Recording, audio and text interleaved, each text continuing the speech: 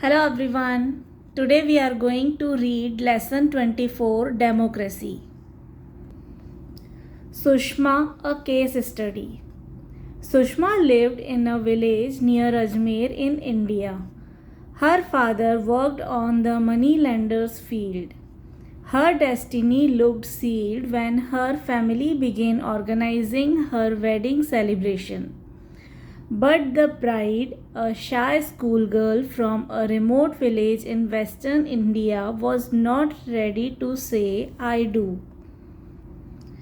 In a region where patriarchy and age old customs dictate a woman's life from birth to death, 15-year-old Sushma joined a small but growing number of girls who are standing up against the widespread practice of child marriage in India. My family was in the middle of planning my wedding, recalled Sushma, her black hair pinned up in a tight bun and a gold stud in her nose as she sat on a step outside her home in Mashinia village in Rajasthan state. Her grandfather had decided that while he was alive, he wanted to see her married. She was scared to say anything against it at first.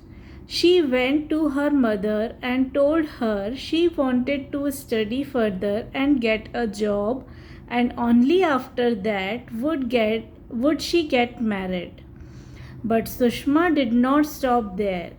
She approached the panchayat to seek advice and make the people at her home understand that the legal age of marriage in India is 18. Sushma wanted to continue her studies. She was too young to get married. She had learned in her class that child marriage is a practice prohibited by the law. Sushma decided to end the unfair and illegal practice of child marriage through democratic means. She approached the village panchayat for help. Village panchayats are democratic institutions at the local level. They provide a forum for the people to discuss and decide on issues concerning their life in the village. In a democratic setup, there are many such institutions at various levels. The difference lies in the system of government existing in each country. The rules of law makes everybody, irrespective of one's social status, religion, caste or gender, equal before the law. There are different types of governments in the world. Forms of government. Our country is a democratic country where everyone is equal before the law. Other forms of government are an absolute monarchy ruled by a king or queen and a dictatorship ruled by an unelected, all-powerful dictator. As heads of state, both the monarch and the dictator hold absolute powers and are above the law. They are not answerable to the people. Democracy is the form of government in which the supreme power is retained by the people, but which is usually exercised indirectly through a system of representation and people's mandate, which is periodically renewed.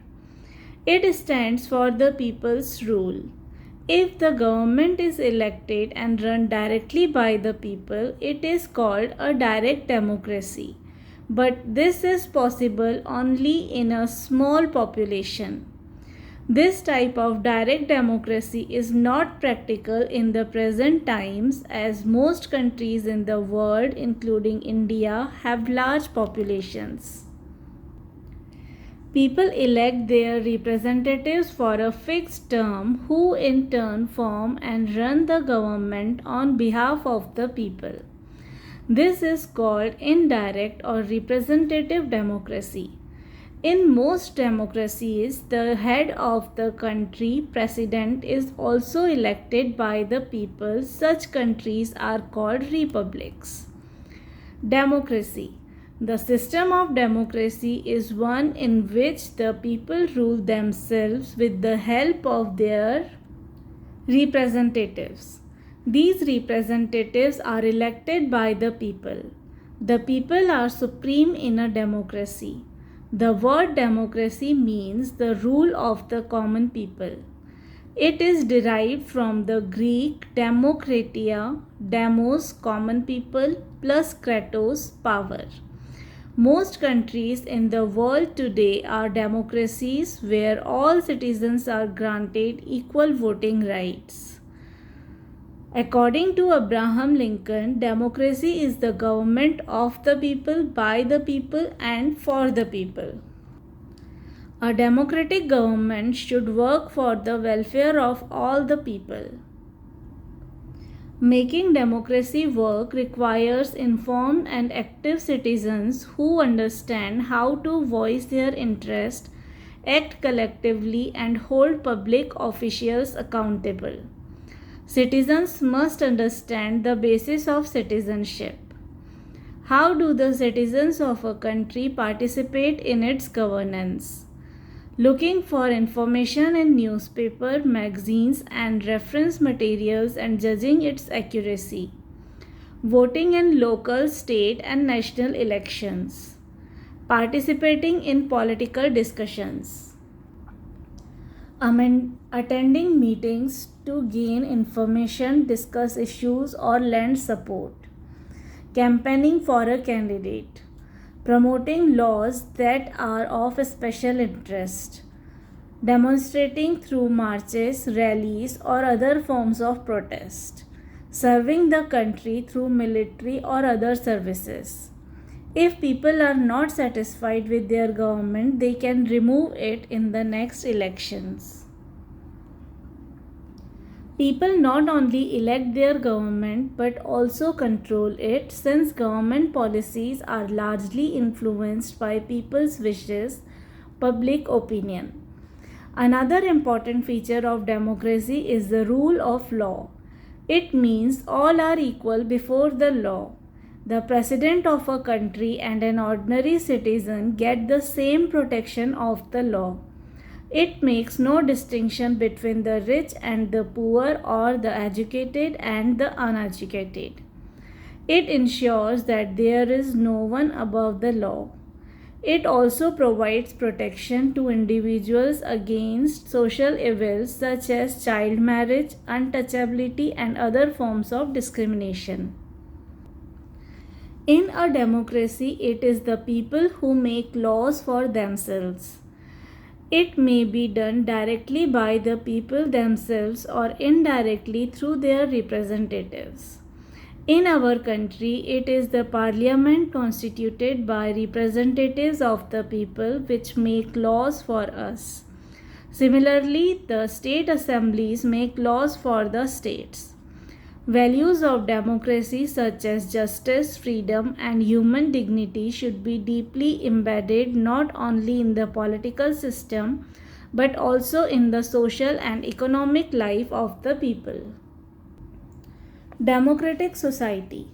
When people enjoy the right to elect and to remove their rulers, it is political democracy.